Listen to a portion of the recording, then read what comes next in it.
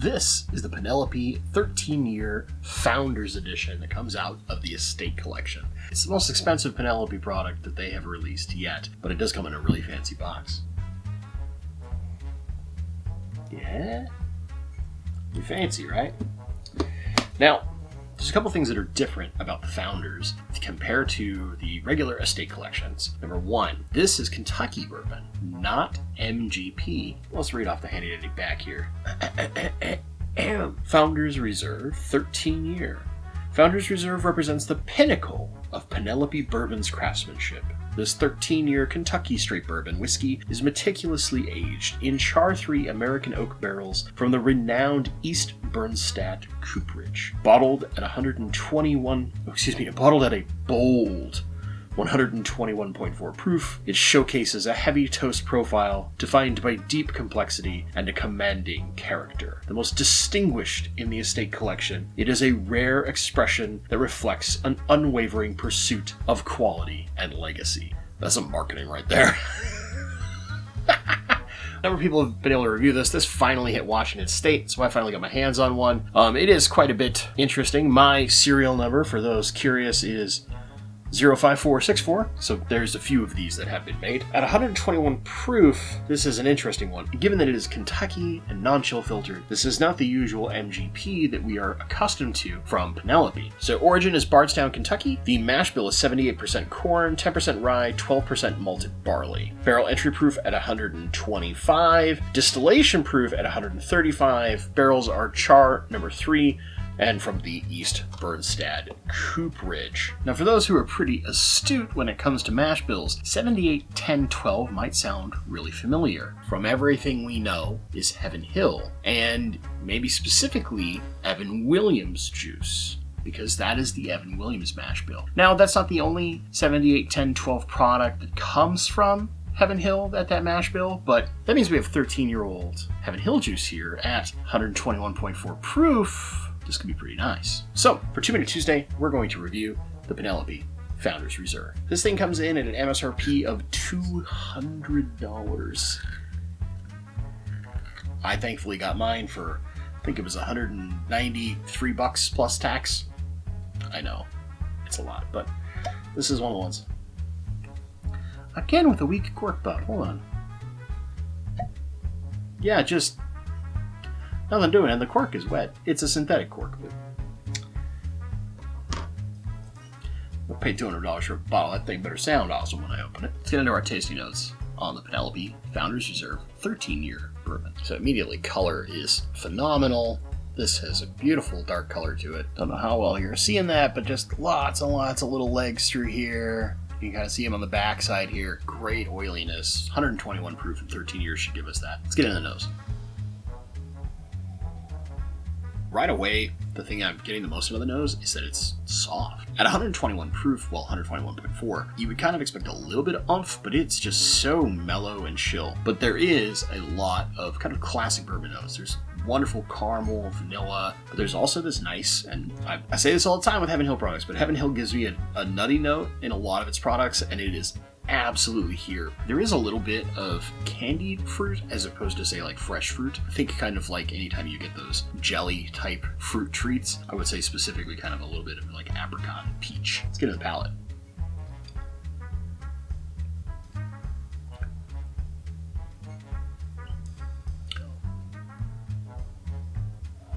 Oh, monster on the palate. Holy hell.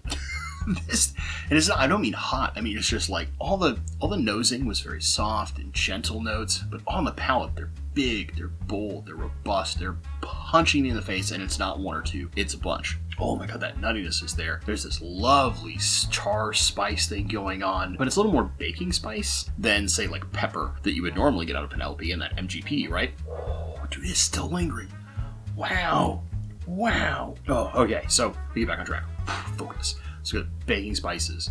We've got that nuttiness up front, and it's very much like a kind of toasted nut medley, almost a little cashewy. Just kind of neat. I've never had kind of a cashew type thing on my bourbon. Lots of caramel, lots of vanilla. Just so much deeper, sweet oak kind of things. The sugariness is like that mixture of caramel and kind of molasses. It is very deeper and darker, not those like bright, super fruity notes. On the palate, it's barely there. It's like if you put a little candied, tiny accent of a candied fruit, and I would again say kind of an apricot, maybe a little bit of peach onto something else. Man, this thing is nuts.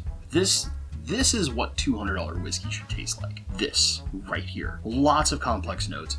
Big in-your-face flavor. It lingers for a long period of time, but you can pick out several little notes at different times throughout the pour. And oh man, we might not make 2 minutes on this bad boy. Oh, I'm so glad I got this thing. This is everything that I've had that is positive in a Heaven Hill product. Like I think about Elijah Craig barrel proof picks. Some of my favorites are kind of nutty. There's a little bit of kind of buttered popcorn. And here, rather than more popcorny, there's a buttery note, but it's more like graham crackers that you've turned into pie crust. So like butter and graham cracker to make this nice pie crust. There. Toasted nuts. This is almost turning into like kind of a pecan pie kind of thing, but more of a mixed nuts and not just pecan, because there's this dark, sugary note that's wonderful in there. Lots of caramel. Goodness, this is good. On the finish, you get a little bit of that kind of baking spice, barrel spice effect, but the sweet oak and like a little touch of like leather and tobacco show up at the end, and they just linger and hang on and hang on and hang on and hang on. This is some wild whiskey. This is whiskey of the year caliber whiskey. Let's give a final score to the Penelope Founders Reserve. This thing is a monster, an absolute monster, and I'm giving it a 92. Yeah, you heard that right, 92. This is what anything over $100 should be like. Lots of flavor. It lingers for a long time. You can get a different thing with each sip. Like, I'm pretty confident if I take another sip out of this, I'm getting something different. And I've had a few sips, you can see. In fact, let's have some fun.